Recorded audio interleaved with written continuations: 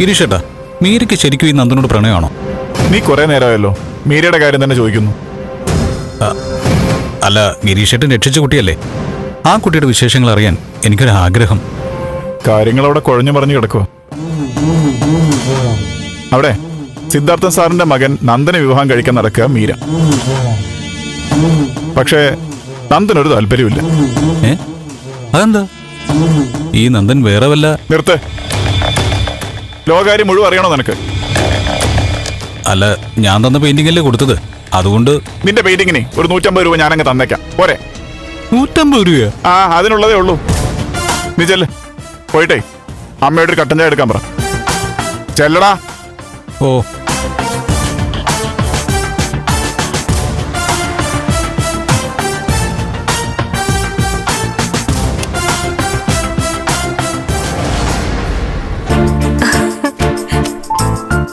ഗിരീഷ് മാഷിന്റെ ഗിഫ്റ്റ് എന്താന്ന് നോക്കാം.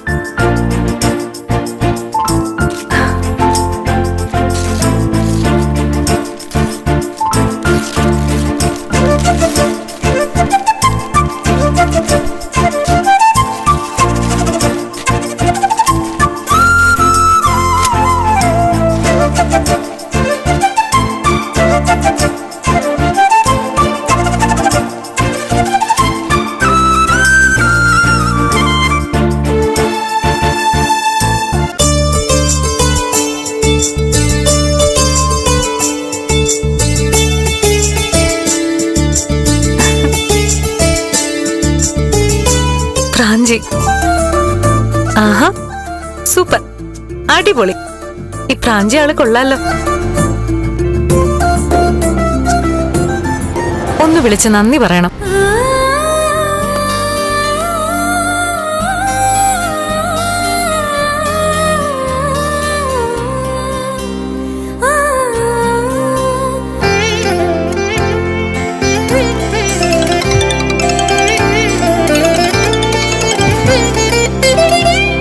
ഹലോ മീര. ഹായ് ഗിരീഷ് മാഷേ. മാഷ എന്ന ഗിഫ്റ്റ് അടിപൊളിയായിരുന്നു, എനിക്കിഷ്ടായി. ആണോ? താങ്ക്സ്. എവിടെ മാഷിന്റെ പ്രാഞ്ചി?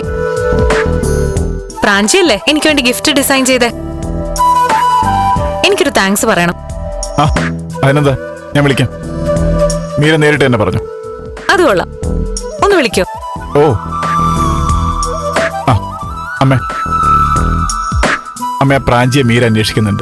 ഗിഫ്റ്റ് കൊടുത്തതിന് താങ്ക്സ് പറയണം. അവനൊന്ന് വിളിക്കാമോ? ഹലോ.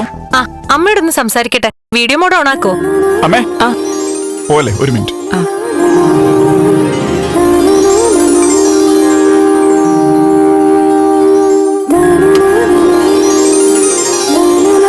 ആ മോളെ. ഹായ് ടീച്ചറമ്മേ, സുഖല്ലേ? ആ, എനിക്ക് കപ്പയും മീൻകറിയും വേണം. എന്നെ ഇങ്ങോട്ട് പോരെ. വരാം. അതെ, അമ്മയുടെ പ്രാഞ്ചി കൊടുത്തയച്ച ഗിഫ്റ്റ് എനിക്ക് ഇഷ്ടപ്പെട്ടു. അവൻ നന്നായി തുടങ്ങിയതിന്റെ ലക്ഷണോ. അവനെ കുറിച്ച് അങ്ങനെ നല്ലത് കേൾക്കുന്നത് ഞങ്ങൾക്ക് സന്തോഷമാ. അല്ല, നന്നായി തുടങ്ങിയെന്ന് വെച്ചാ മുൻപ് കുഴപ്പക്കാരനായിരുന്നോ? ഞാൻ സൂചിപ്പിച്ചിരുന്നില്ലേ മീരയോട്? സാരമില്ല, ആള് ശരിയായിക്കോളും. ഞാൻ പോയി വിളിച്ചിട്ട് വരാം മോളെ. ശരി ടീച്ചറമ്മേ. വിളിക്കണേ. അപ്പൊ അങ്ങനെ ബർത്ത്ഡേ മുതൽ മീര നല്ല കുട്ടിയായി അല്ലേ? പിന്നെ ഇപ്പൊ ഞാൻ പൊളിയാ, എല്ലാവരെയും ഭയങ്കര ഇഷ്ടാ. ഓ, അങ്ങനെ വേണം മിടുക്കി കുട്ടികൾ. പ്രാഞ്ചി വരുന്നുണ്ട്, ഞാൻ കാണിച്ചു തരാം കേട്ടോ. നടക്കങ്ങോട്ട്. ഇങ്ങോട്ട് വന്നേടാ, ഇങ്ങോട്ട് വാ.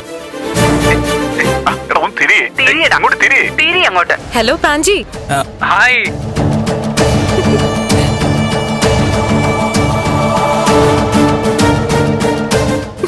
ഇതെന്താ ഇത്, മാസ്ക് ഒക്കെ വെച്ചിട്ട്? മാസ്ക് മാറ്റ്, ഞാനൊന്ന് മുഖം കാണട്ടെ. മാറ്റടാ അങ്ങോട്ട്. എനിക്കൊരു സൂപ്പർ ഗിഫ്റ്റ് കൊടുത്ത് അയച്ച ആളുടെ മുഖം ഒന്ന് കാണണമായിരുന്നു. മാറ്റടാ അങ്ങോട്ട്. ഡാ പ്രാഞ്ചി, ഡാ അവിടെ നിക്കേ. ഡാ.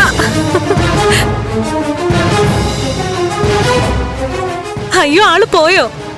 അതെ, അവനൊരു പ്രത്യേക ടൈപ്പാ. ആഹാ. എന്തായാലും താങ്ക്സ് പറഞ്ഞല്ലോ, ഇനി പിന്നീട് പരിചയപ്പെടാം.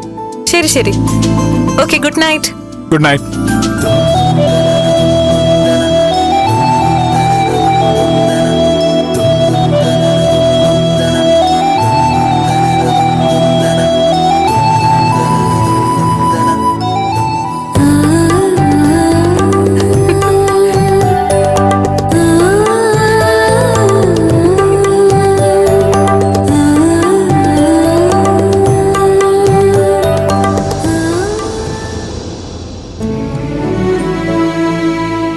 നന്ദു, ഞാൻ വളരെ സീരിയസ് ആയിട്ടാ പറയുന്നേ.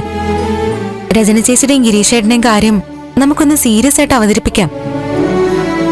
രണ്ടുപേരുടെയും മനസ്സിൽ പരസ്പരം നല്ല സ്നേഹം ഉണ്ടെന്ന് മനസ്സിലായി. ഗിരീഷേട്ടനാണെങ്കിൽ രചന ചേച്ചി അല്ലാതെ വേറെ ആരെയും വിവാഹം ചെയ്യുമില്ല. ആ കല്യാണം നടക്കാൻ ആദ്യം വേണ്ടത് രജനേച്ചിയുടെ ഉറച്ച തീരുമാനം, ഒരു സ്ട്രോങ് എസ്. അത് രജനേച്ചി പറയുന്നവരെ നമുക്ക് വെയിറ്റ് ചെയ്യാം. പരാജയപ്പെട്ട ദാമ്പത്യത്തിന്റെ പ്രശ്നങ്ങൾ രജനേച്ചിയുടെ മനസ്സിലുണ്ടെന്ന് തോന്നുന്നു. അതൊന്ന് മാറിക്കോട്ടെ. അപ്പൊ ചേച്ചി തന്നെ പറയും. ചിലപ്പോ അതിനിടയ്ക്ക് ഗിരീഷേട്ടൻ തന്നെ നേരിട്ട് വന്ന് വിളിച്ചിറക്കിക്കൊണ്ട് പോയാലുമായി. അങ്ങനെ സംഭവിച്ചാ അതിന് ഫുൾ സപ്പോർട്ട് കൊടുക്കണം. വിളിച്ചിറക്കാൻ അവനിങ്ങ് വരട്ടെ.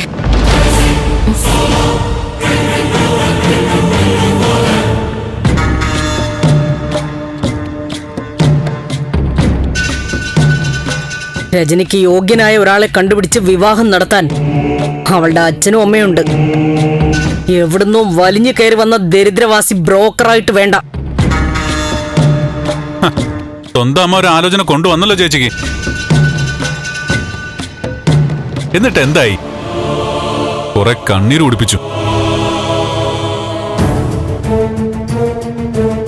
രജനേച്ചിയെ എന്റെ ചേച്ചിയാ. ചേച്ചിയുടെ കാര്യത്തിൽ തീരുമാനം എടുക്കാൻ എനിക്കും അവകാശമുണ്ട്. നിന്റെ കാര്യത്തിൽ നിനക്ക് നേരെ ഒരു തീരുമാനം എടുക്കാൻ പറ്റിയോ? ആദ്യം അത് ചെയ്, എന്നിട്ട് മതി ചേച്ചിയെ കൊണ്ട് കുഴിയിൽ ചാടിക്കുന്നത്. അതമ്മയുടെ വെറും തോന്നല. ഒരു കാര്യം ഞാൻ പറഞ്ഞേക്കാം, അമ്മ എത്ര വാശി കാണിച്ചാലും ശരി, രജനിയെ കണ്ണീര് കുടിപ്പിക്കാൻ ഇനി ഞാൻ സമ്മതിക്കില്ല. രജനിയെ ആരും കണ്ണീര് കുടിപ്പിച്ചിട്ടില്ല. ചില കാര്യങ്ങൾ ജീവിതത്തിൽ നമ്മൾ വിചാരിക്കും പോലെ നടക്കുകയില്ല. ഒരെണ്ണത്തിൽ കണക്ക് കൂട്ടലൊന്ന് തെറ്റിയെന്ന് വെച്ച് എന്നെ അങ്ങ് ഒതുക്കാന്നാരും കരുതണ്ട. എന്റെ രണ്ടു മക്കളെയും വലവീശി പിടിക്കാൻ ഇറങ്ങിയിരിക്കുന്നത് രണ്ട് ദരിദ്രവാസികളാ. പക്ഷേ രണ്ടിനെയും ഞാൻ ഓടിച്ചുവിടും. നന്ദം മീരയ്ക്കുള്ളതാ. രജനിക്ക് ഏറ്റവും ചേർന്ന ഒരാളെ ഞാൻ കണ്ടെത്തും. ഞാൻ മനസ്സിൽ കാണുന്ന പോലെ ഈ രണ്ട് വിവാഹവും നടക്കാൻ പോകുന്നുള്ളൂ.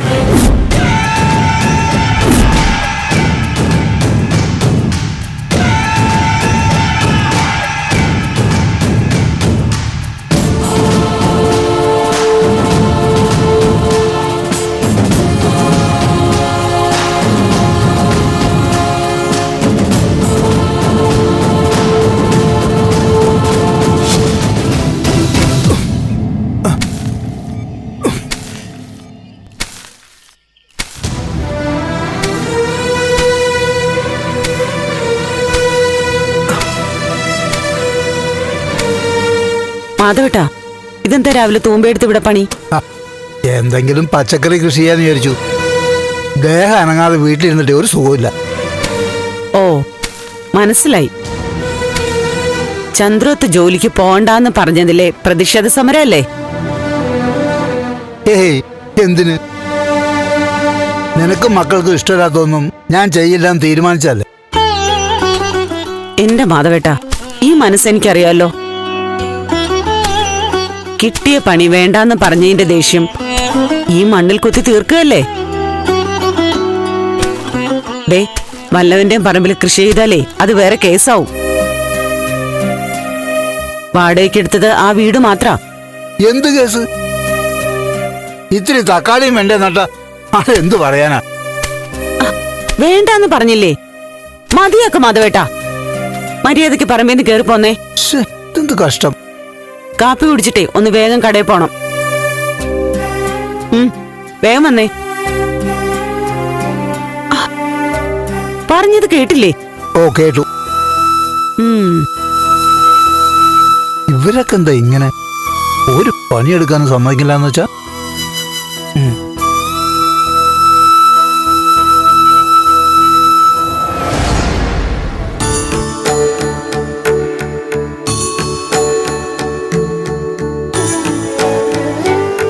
ഹലോ. ആ മീര പോയിക്കോളൂ, ഇവിടുത്തെ കാര്യങ്ങളൊക്കെ ഞാൻ നോക്കിക്കോളാം. അതെന്താ ദേവികെ, ഞാൻ കൂടി ഇവിടുത്തെ ജോലി ചെയ്താ എന്തെങ്കിലും കുഴപ്പമുണ്ടോ? അതല്ല ഞാൻ ഉദ്ദേശിച്ചത്. എനിക്കറിയാം, ഞാൻ ഇവിടുത്തെ നന്ദന്റെ ഭാര്യയാകാൻ പോകുന്നവളാണ്, ചന്ദ്രോത്തെ പ്രഭാവതിയുടെ മരുമകളാണ് എന്നൊക്കെയല്ലേ ദേവികയുടെ മനസ്സിൽ? അതൊന്നും അല്ല മീര. മീരയ്ക്ക് അടുക്കള ജോലിയൊന്നും ചെയ്ത് ശീലമില്ലല്ലോ. പിന്നെ ഞാൻ ആകാശത്തുനിന്ന് പൊട്ടി വീണതല്ലേ? എന്റെ ദേവികെ, ഏത് ജോലി വേണം പറ, ഞാൻ ഈസി ആയിട്ട് ചെയ്ത് കാണിക്കാം. മീൻ വെട്ടണോ, ചിക്കൻ വെക്കണോ, ഏത് ജോലിയും ഞാൻ ചെയ്യും. പിന്നെ ജോലി ചെയ്യേണ്ട ഒരു ആവശ്യം വരാത്തോണ്ട് ഞാൻ ചെയ്യുന്നില്ല, അത്രേ ഉള്ളൂ. അയ്യോ, ഇപ്പോഴാ ഞാനൊരു കാര്യം ഓർമ്മിച്ചേ. ദേവികയുടെ അച്ഛൻ മാധവനങ്കിൾ ഇന്നു മുതൽ ജോലിക്ക് വരില്ലേ? അച്ഛൻ വരില്ല മീര. അതെന്താ? ഒന്നുമില്ല, അച്ഛന് പ്രായമായില്ലേ. ഇനിയും ജോലിക്ക് പോവാന്ന് വെച്ചാ അത് അച്ഛന് ബുദ്ധിമുട്ടാ. എന്റെ മുഖത്ത് നോക്കി പറ. എന്ത് പറയാൻ? അച്ഛന് പ്രായമായതുകൊണ്ടാണ് ജോലിക്ക് പോണ്ടാന്ന് പറഞ്ഞേന്ന്. ദേവിക വീട്ടിലെ നമ്പറിങ് തന്നെ. എന്തിനാ മീര? എന്താ ഏതാന്നൊക്കെ ഞാൻ പറയാം. ആദ്യം നമ്പർ താ. അച്ഛന് പ്രായമായതുകൊണ്ടല്ല ജോലിക്ക് വരാത്തേന്ന് എനിക്ക് മനസ്സിലായി.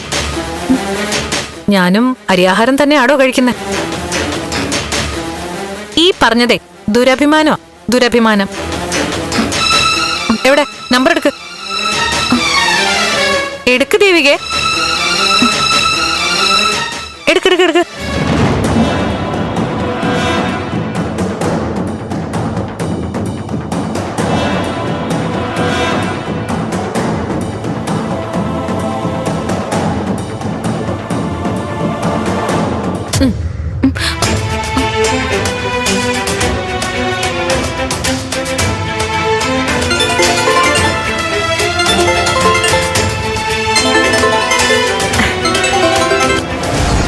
ഹലോ ദേവിയേച്ചി. ദേവിയേച്ചി അല്ല മോളെ, ഇത് മീര ചേച്ചിയാ. എന്താ വേണ്ടത്? ആഹാ, ആള് ചൂടിലാണല്ലോ. ചൂടോ തണുപ്പോ, എന്താച്ചാ കാര്യം പറ. എന്റെ പൊന്നു ശാരിമോളെ, നിന്റെ ചേച്ചിയില്ലേ ദേവിക, ഞാനും ദേവികയും ഇപ്പൊ കട്ട ഫ്രണ്ട്സാ. ദേവിക അടുത്ത് നിപ്പുണ്ട്. ദേവിക ഒരു ഹായ് പറഞ്ഞേ. ശാരിക, നീ ചൂടാവണ്ട. ചേച്ചി ശരി, ഇങ്ങോട്ട് കൂടുതലൊന്നും പറയണ്ട.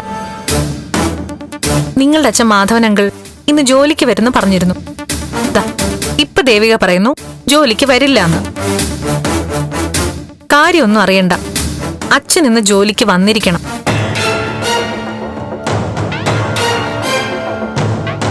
അല്ല, അത് ഞാൻ കുറച്ചു ദിവസമായി പലരോടും ആവർത്തിച്ച ഒരു വാചകം പറയാം.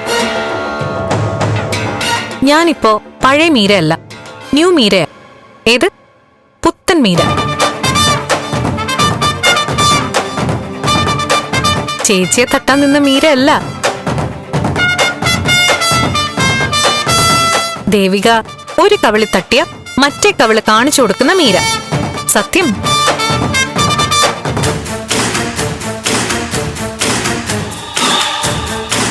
അങ്കിളിന് ഇവിടെ ഒരു ബുദ്ധിമുട്ടും വരില്ല, ഞാൻ ശ്രദ്ധിച്ചോളാം. അങ്കിളിനെ ഇങ്ങോട്ട് അയച്ചേ പറ്റൂ, അല്ലെങ്കിലേ ഞാൻ അങ്ങോട്ട് വരും.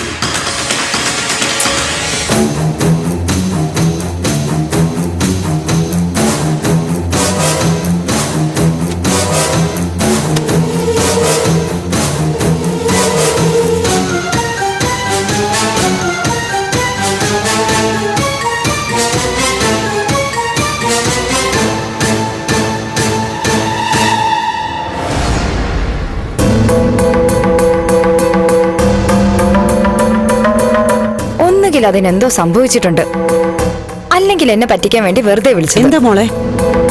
അച്ഛൻ ഇന്ന് തന്നെ ജോലിക്ക് ചെല്ലണമെന്നും പറഞ്ഞ് ആ മീരയെ വിളിച്ചേ. അല്ല, അവിടുത്തെ ജോലി വേണ്ടെന്ന് നമ്മൾ ഒരുമിച്ച് തീരുമാനിച്ചല്ലേ?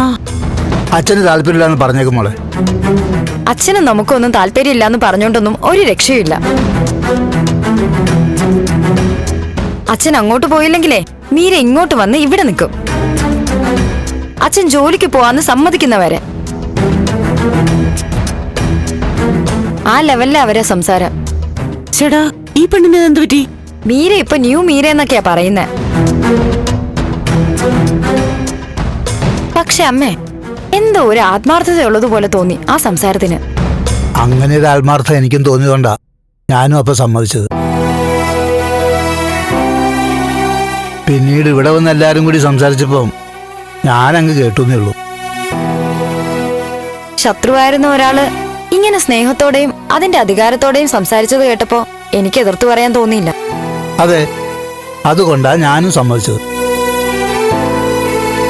എന്തായാലും നന്ദനെ ആഗ്രഹിച്ച് നടക്കുന്ന പെണ്ണാ അവള്. പ്രഭാവതിയാണെങ്കിൽ നമ്മുടെ മോളെ കൊല്ലാൻ നടക്കുന്നവളും. അവിടെ ഒരു ജോലി സ്വീകരിക്കാന്ന് വെച്ചാ അവിടെ അല്ലേ രാധിക നമ്മൾ ജോലി സ്വീകരിക്കേണ്ടത്. ദേവികയ്ക്കൊരു ഭീഷണി വന്നു കഴിഞ്ഞാൽ തൊട്ടടുത്ത് തന്നെ ഞാനുണ്ട്. അത് നമുക്കൊരു ധൈര്യല്ലേ. പിന്നെ മീരയുടെ ഇപ്പോഴത്തെ രീതികളും സ്വഭാവത്തിലെ മാറ്റമൊക്കെ അങ്ങ് അംഗീകരിച്ചാൽ അത് അതിനൊരു സന്തോഷവും. ഭാവിയിൽ ദേവിക മോളുടെ കാര്യങ്ങൾ അതിനോട് പറയാൻ നമുക്ക് കുറച്ചുകൂടി സ്വാതന്ത്ര്യം കിട്ടും.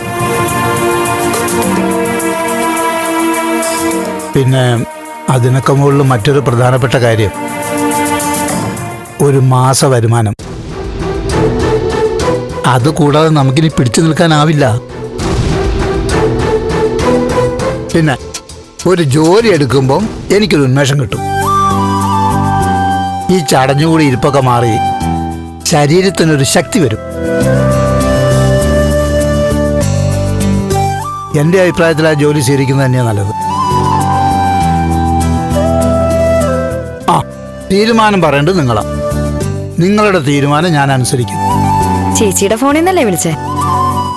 അച്ഛന് സന്തോഷാണെങ്കി ഒന്ന് പോയി നോക്കുന്നോണ്ട് കുഴപ്പമൊന്നും ഇല്ലെന്നാ എല്ലാം കൂടി കേട്ടപ്പോ എനിക്ക് തോന്നുന്നേ. നീ എന്തു പറയുന്നു? എന്നാ പിന്നെ അതുപോലെ നടക്കട്ടെ. ശരി, അപ്പൊ അതങ്ങ് തീരുമാനിക്കാം. ഞാനെന്നാ പെട്ടെന്ന് കുടിച്ചിട്ട് വരാം. ഇത് പിടി.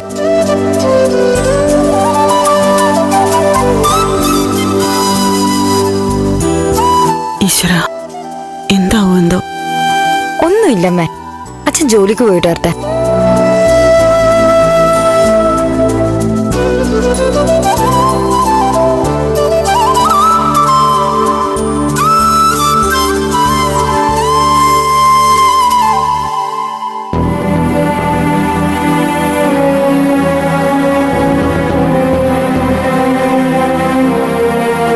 ദേവിക, എന്താ ആന്റി?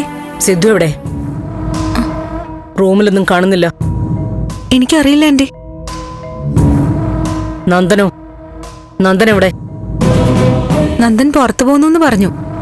എവിടെയാ പോകുന്നതെന്നൊന്നും പറഞ്ഞില്ല. എന്നോട് കള്ളം പറയണ്ട. നന്ദനും സിദ്ധുവും കൂടി ഒരുമിച്ച് എങ്ങോട്ടോ പോയതാണെന്ന് തീർച്ചയാ. അത് നിനക്ക് അറിയുകയും ചെയ്യാം. എന്നോട് മറച്ചു വെക്കാൻ നോക്കണ്ട. പറയൂ, അവരെങ്ങോട്ടാ പോയത്?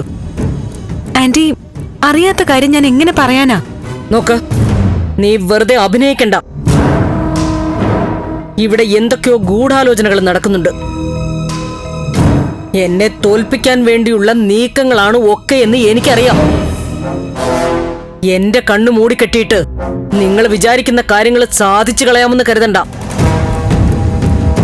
പ്രഭാവതിയാ ഞാൻ. മനക്കണ്ണുകൊണ്ട് എല്ലാം കാണും. എന്നാ പിന്നെ കണ്ണുണ്ടെങ്കിൽ കണ്ടാ പോരെ? അങ്കിൾ നന്ദു എവിടെ പോയതാണെന്ന്. എന്തു പറഞ്ഞടി? ആന്റി,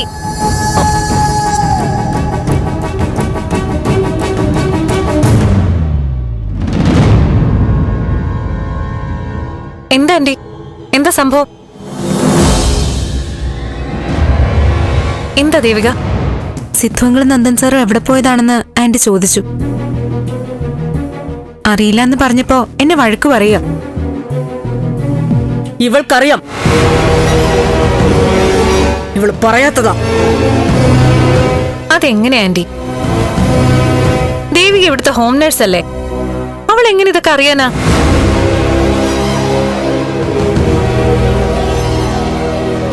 ആന്റിയുടെ പേഴ്സണൽ കാര്യങ്ങള് ഇവളോട് പറയോ?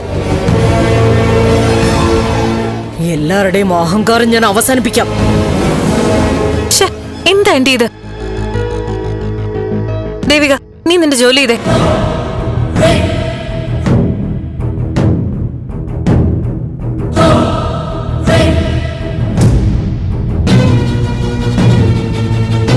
ശോ, പാവം കുട്ടി.